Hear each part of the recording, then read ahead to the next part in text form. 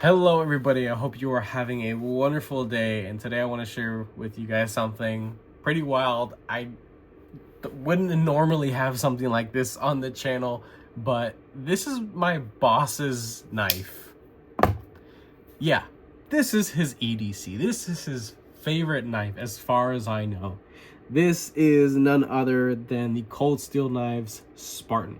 This is the AUS 10A variation, could be had for around 60 bucks. I do have an Amazon link. It is an affiliate link. I will link it down so you guys can check it out. Anything purchased on that does support the channel, and I absolutely appreciate if you go ahead and do so. If you don't, no hard feelings. This is something that's just it puts a freaking smile on my face, a huge smile on my face, only because it's just freaking wild. This is a kind of knife. This is a don't F with me knife. And this is something that my boss uses to like pick at his nails with, and casually like crack open a soda can, or just do like just random like everyday stuff. He uses this thing. This thing is capable of just mass destruction. It has catastrophic levels of power, absolutely. And on top of that, having the triad lock, it's just it's just such a wild freaking knife.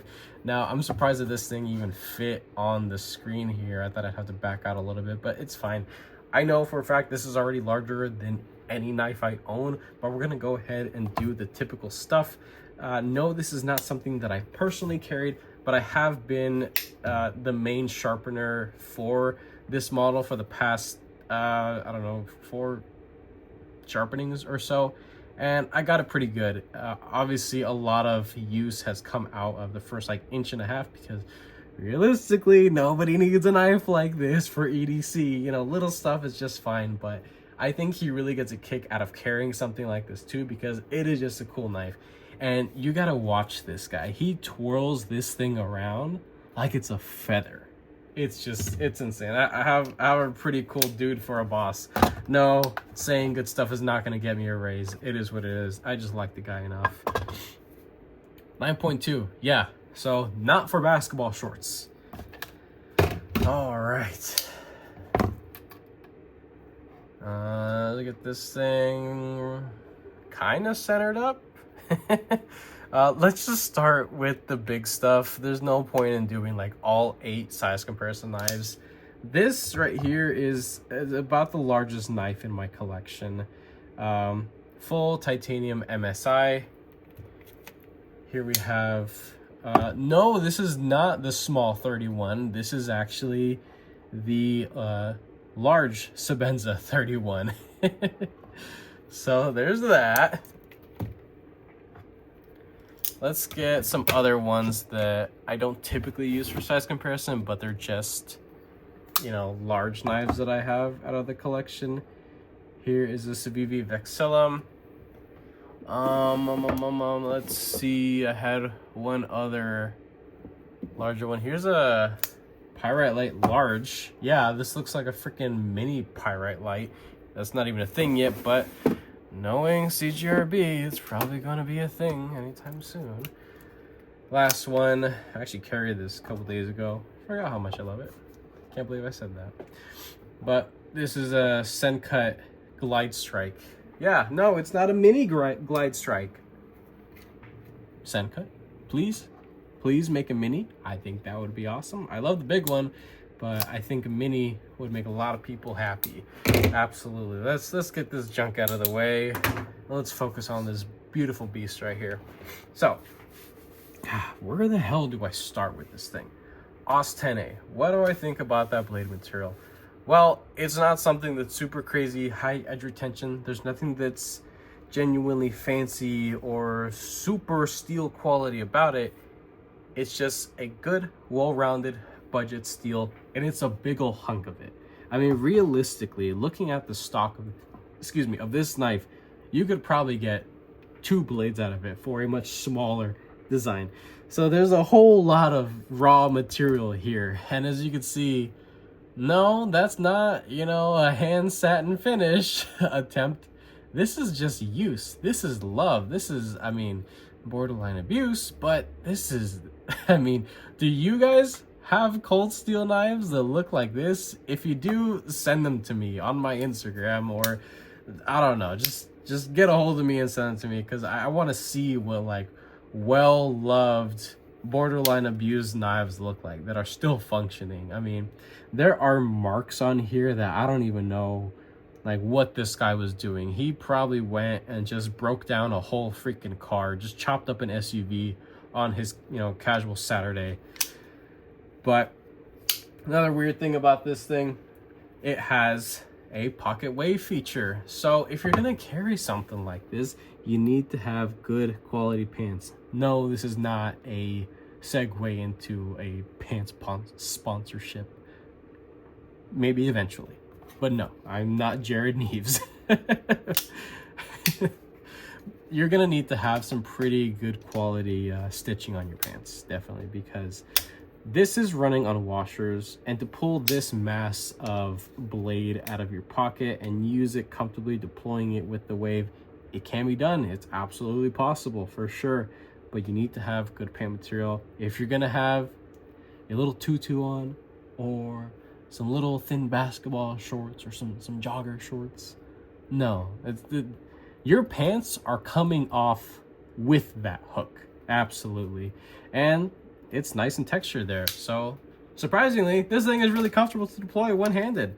Now, disengaging it one-handed, it's a different story. You go and disengage, and thankfully it's designed in such a way to where this little nub, that's a portion of the blade, will come down. But if your knuckles are in the way at the right time, this may go and nick the top of your middle finger. It did it once to me already a while back, not a big deal. But with a fresh freaking edge on this thing, you're just asking for trouble, absolutely. You're gonna wanna have to keep, you know, some Loctite on the pivot, because you don't want this thing moving around on you. You definitely wanna have solid side to side. And yes, it takes a little while for washer knives to break in, but eventually they get smooth and more of the hydraulic feel, right? Full thickness steel liners in there, like zero efforts for internal weight relieving. And let's check the balance on this thing. I'm gonna go through my table if I drop this freaking thing. Okay, that's not gonna, all right, well, this is just not gonna happen. You can, if you really want, you can get up there. And I can't believe I'm saying this, but this is actually comfortable. Somehow this is actually comfortable. Sitting on top of this little wave feature here, or even above that, that ain't bad. It really isn't. Now, if you want to be back here, absolutely, you have plenty of room and reach to slash at whatever the hell is in front of you, or whatever you were tackling for the day. You want to go and cut your sandwich with something like this, you can do that, and you're not going to go and get a bunch of smeared, you know, mayo, mustard, or olive oil all over your knuckles, because you have so much clearance, right? So this is a certified sandwich chopper, absolutely. Human chopper too, bad employee chopper as well. So again, full thickness steel liners. You have what I believe is their Griv X material. If I'm not mistaken, it's kind of like injection molded plastic on creatine, if that is, I don't know, a way to describe it. I have taken this thing apart a couple times and cleaned it out, and for the amount of lint and dust and stuff that gets trapped in here, it amazes me. This just really goes to show like how long this dude has had this damn knife and has used it. Look at that pocket clip. Did you know that this was full black? It didn't have a stone wash. This is life wash right here. This is work wash. That's wild. So, I mean, I wonder how much of this is actually like on the side of someone's car.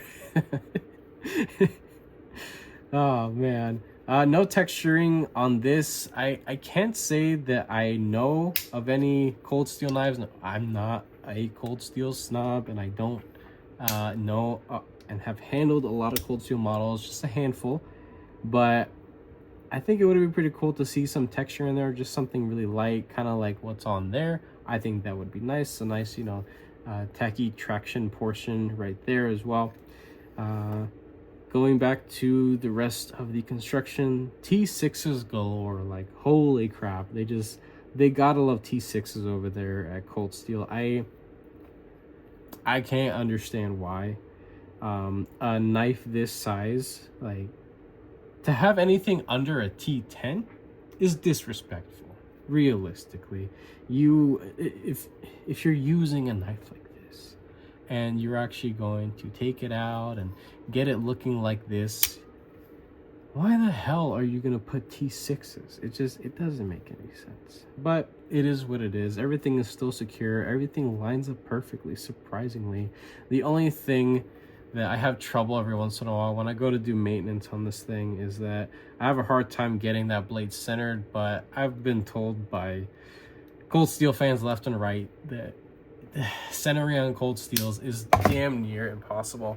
The only Cold Steel model that I own, and if you guys are frequent watchers of the channel, I show this one off quite a bit. This is my FM1, my Cold Steel. No, it's not a mini FM1. Again, I can do that all day. Just how jokingly huge this thing is, and just completely impractical, but it just it's still cool, right? I'm still thankful for the opportunity to have this thing on the channel, show it off to my viewers, my lovely audience. So this is my FM1. I've done some modifications to it just with the scales. Did like a two-tone colored kind of look. It's blue and then gold over it, but yeah, since they were released and for how long I've been using it, this thing has seen probably 3 edges already after it's been reprofiled. I still can't get this thing centered. It's not gonna happen. It favors the clip side, but it's stupid butter smooth. Side to side, it's nothing there. Up or down, nothing there. Cool thing about this is that, again, I don't know if all Cold Steels are manufactured like this when it comes to the pivot. I mean, you're working with a different lock. This is the Atlas lock, and this is obviously something else. But there are phosphor bronze washers that are riding on Teflon washers, and it is a glass feeling within the pivot. Now, you can get to a feel like that with just a steel sandwich. So you have the blade steel, you have the phosphor bronze washer, and then you have the steel liners. Eventually, when the stars align, everything finally meets up and it breaks in. It takes time for washers to break in, and once it does, it's a beautiful thing. Absolutely. At this point, there isn't a whole lot else to talk about this thing. I don't have any genuine critiques because I am not a person that would use something like this. This is really just an overview and a show and tell of how just wild this thing is. And this is not a brand new model. This has been around for a while.